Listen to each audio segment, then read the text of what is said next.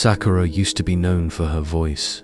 Her name once carried weight, drawing people in, making them pause in their tracks just to listen.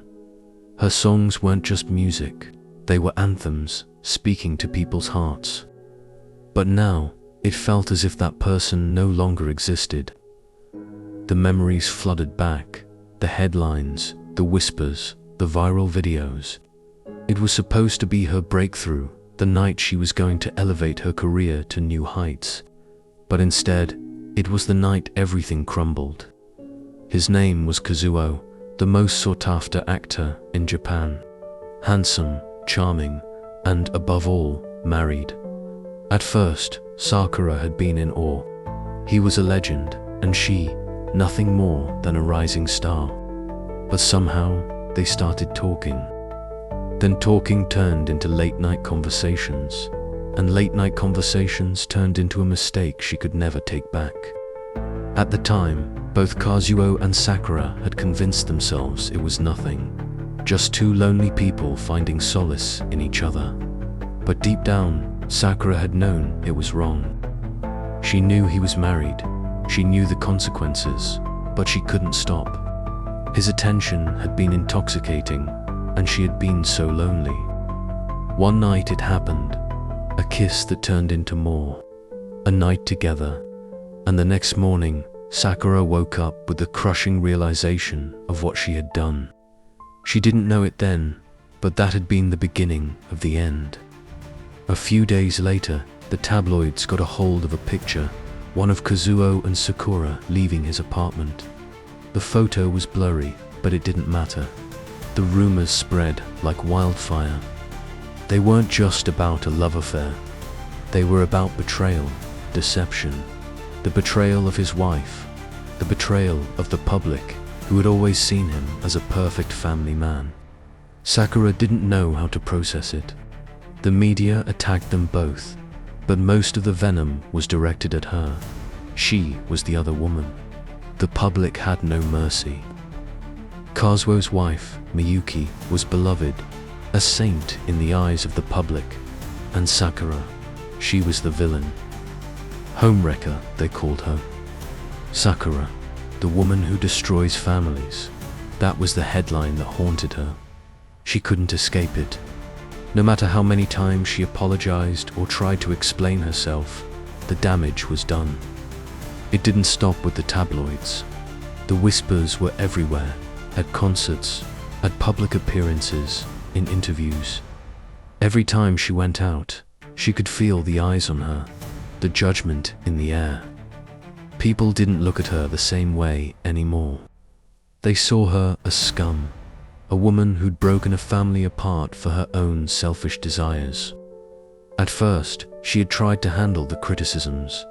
She had told herself she could weather the storm. But then the calls came, the cancelled endorsements, the brands pulling their sponsorships. Her record sales plummeted. She began losing fans, people she had thought she had a real connection with. She became a joke. The other woman in a scandal too ugly to forget. And the worst part, Kazuo was nowhere to be found. He issued a statement, apologizing to his wife, to his fans. But the world quickly forgave him. He was a star. People still adored him, still lined up to see his movies. Sakura, on the other hand, was left with nothing. Her career shattered, her reputation in ruins. She was alone. A knock at the door broke her from her thoughts. It was Ayumi, her old friend, standing there with a worried expression. "Sakura," Ayumi said softly, "I've been trying to reach you." Sakura couldn't meet her gaze. "I don't want to talk about it," she murmured, barely audible. Ayumi stepped inside, her footsteps soft on the floor. She glanced round the room, her eyes landing on the piano.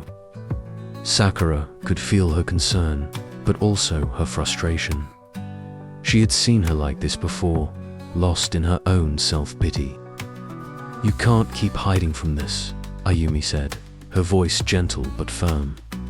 "You have to face it." Sakura shook her head, her throat tightening. I don't want to face it. I've ruined everything, Ayumi. I've destroyed my own life. I was the other woman. I'm not the person people thought I was. I'm a failure. You're not a failure, Ayumi said, stepping closer. You made a mistake, yes. But that doesn't mean it's the end of your life. You can't let them define you by that one moment. Sakura clenched her fists, trying to hold back the overwhelming flood of guilt. They don't see me as a mistake. They see me as a villain. They'll never forgive me. How can I get back from that? Ayumi paused, her eyes filled with understanding. You won't get forgiveness overnight, but you have to stop punishing yourself. You've spent all this time focusing on what you've lost. What about what you still have? Your music, your passion, yourself. Sakura looked away, her eyes stinging. I don't even know if I can still do it.